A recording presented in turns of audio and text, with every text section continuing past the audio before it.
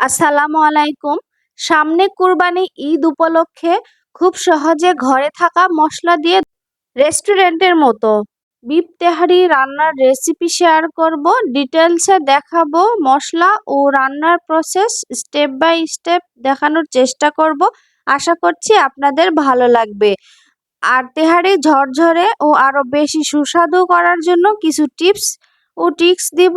ভিডিওটি না টেনে সম্পূর্ণ ভিডিও দেখার অনুরোধ করছি। এই ভিডিও যদি আপনারা একবার মনোযোগ সহকারে দেখেন তাহলে অন্য ভিডিও দেখতে হবে না। একবারেই পারফেক্টভাবে বিফ তেহারি তৈরি করতে পারবেন। তো আশা করছি আপনাদের উপকারে আসবে এই ভিডিওটি ভালো লাগলে ভিডিওটিতে লাইক কমেন্ট শেয়ার করে আমার চ্যানেলটি সাবস্ক্রাইব করে নিয়মিত আমার চ্যানেলের পাশে থাকবেন। একদম নতুনদের জন্য রেসিপিটি অনেক উপকারে আসবে আশা করছি। তো চলুন কথা না বাড়িয়ে মূল রেসিপিতে চলে যাই। এখানে আমি 1 কেজি গরুর মাংস নিয়েছি। বিফ তেহারি রান্নায় গরুর মাংস খুব ছোট ছোট করে কেটে নিতে হয়, আর হাড় ছাড়া মাংস নিলে সবচেয়ে বেশি ভালো। আমি এখানে তেল সহ 1 কেজি পরিমাণ মাংস নিয়েছি। সাথে দিয়ে দিচ্ছি 1 টেবিল চামচ পরিমাণ লবণ, দিয়ে দিচ্ছি ভাজা জিরা গুঁড়া, গরম মশলা গুঁড়া, দিয়ে দিচ্ছি আদা বাটা, এর সাথে দিয়ে দিচ্ছি রসুন বাটা। এখানে আদা বাটার পরিমাণ একটু বেশি দিতে হবে রসুন বাটার তুলনায়। এর সাথে আমি দিয়ে দিচ্ছি টক দই, হাফ কাপেরও একটু কম দিয়ে এই সবগুলোকে আমি খুব ভালো করে হাতে মেখে নিব। আমি মশলার নামগুলো দেখিয়েছি, আপনারা আপনাদের পরিমাণ অনুযায়ী ব্যবহার করবেন।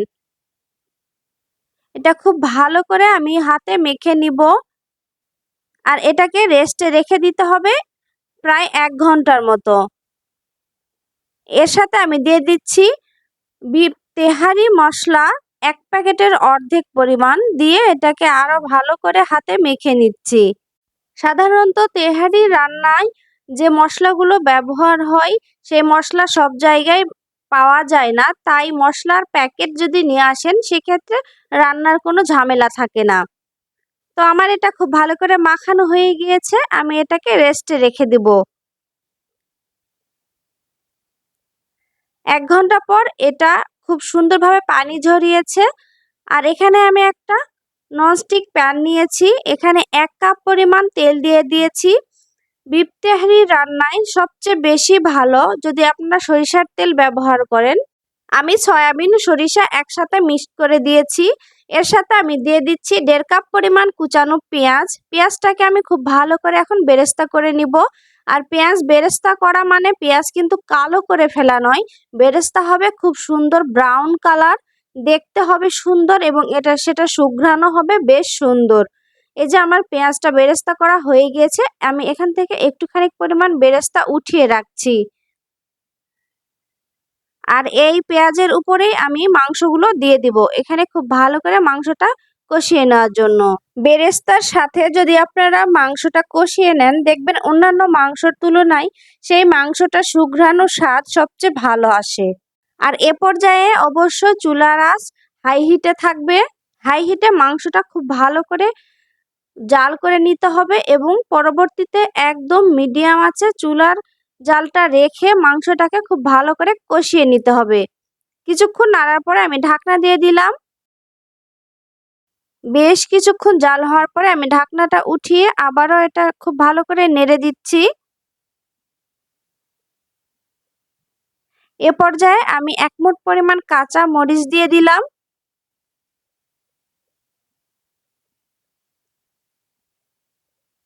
এবার এটাকে খুব ভালো করে এভাবে আমি ভেজে ভেজে কষিয়ে নিব। যদি মনে করেন একবারে এভাবে কষিয়ে নিয়ে মাংসটা ভালোভাবে সেদ্ধ না হয় সেক্ষেত্রে গরম পানি দিয়ে আরো একবার ভালো করে কষিয়ে নেবেন। তো আমার মাংসটা ভালোভাবে সেদ্ধ হয়নি, তাই আমি গরম পানি দিয়ে আমি আবারও ঢাকনা দিয়ে দিচ্ছি এটাকে খুব ভালো করে কষিয়ে নেওয়ার জন্য।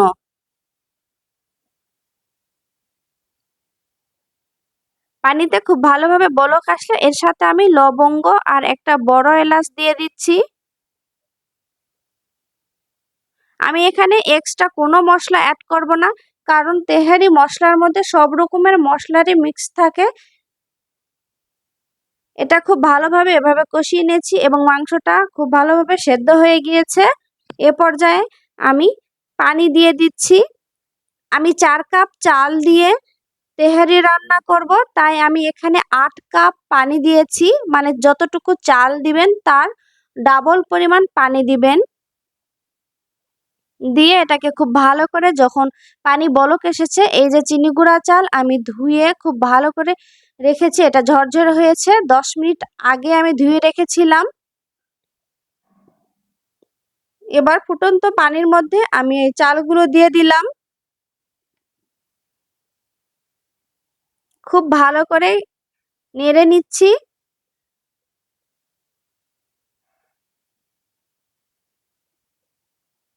আর এর সাথে আমি দিয়ে দিচ্ছি আরো 1.5 টেবিল চামচ পরিমাণ লবণ। লবণের স্বাদ আপনারা আপনাদের পছন্দ মতো ব্যবহার করবেন।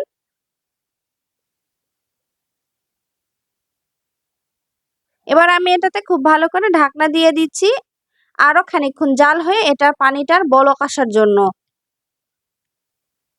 তো আশা করছি আপনাদের কাছে ভালো লেগেছে। খুব সহজে খুবই অল্প মশলা দিয়ে আপনাদের সাথে এই রেসিপিটি শেয়ার করলাম। এ পর্যায়ে কিন্তু আমার চুলার আঁচ একদম হাই হিটে আছে। যখন এরকম ভাবে চাল আর পানির পরিমাণটা সমান সমান হয়ে আসবে, এ পর্যায়ে আমি একটু লবণ চেক করে নিব। আর এখানে আমি চুলার আঁচটা একদম লো হিটে করে এভাবে রেখে দিব। এখানে একটা কথা বলে রাখি, পুরা রান্নাটাই কিন্তু গরম পানিতে করতে হবে, ঠান্ডা পানি কোনোভাবেই ব্যবহার করা যাবে না। আর লো হিটে রাখার কারণে এটা খুব সুন্দরভাবে ভিতর থেকে একদম পানি শুকিয়ে চালগুলো ফুটে গিয়েছে এবং তেহারিটাও ঝরঝরে হয়েছে। এবার আমার রান্না একদম কমপ্লিট।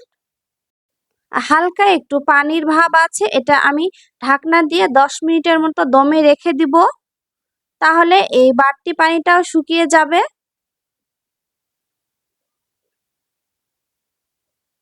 আগে থেকে তুলে রাখা বেরেস্তা এবার আমি এখানে উপরে সুন্দরভাবে ছড়িয়ে দিচ্ছি।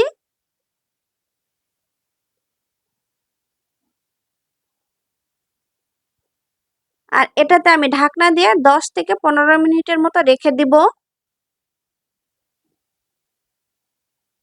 আর আমার এটা হয়ে গিয়েছে একদম পারফেক্ট ভাবে। আর এটা কতটা ঝরঝরে হয়েছে আর চালগুলো খুব ভালোভাবে সেদ্ধ হয়েছে।